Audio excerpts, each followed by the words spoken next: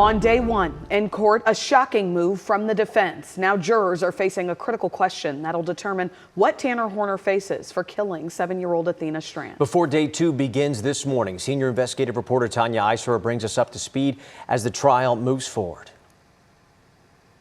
Now that Tanner Horner has pled guilty to capital murder for the killing of 7-year-old Athena Strand, the trial has gone into the punishment phase.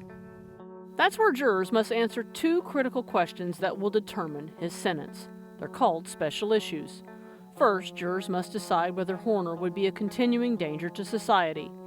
If even one juror says no, the death penalty is off the table, and the sentence automatically becomes life in prison without parole. But if all jurors say yes, they move to a second question.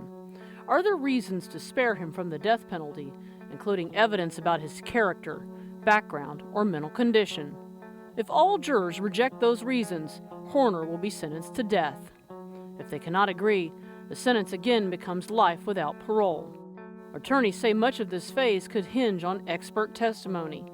Horner's lawyers have argued that his autism should be considered as a reason to spare him from the death penalty. Jurors will now weigh those questions as they decide Tanner Horner's final punishment.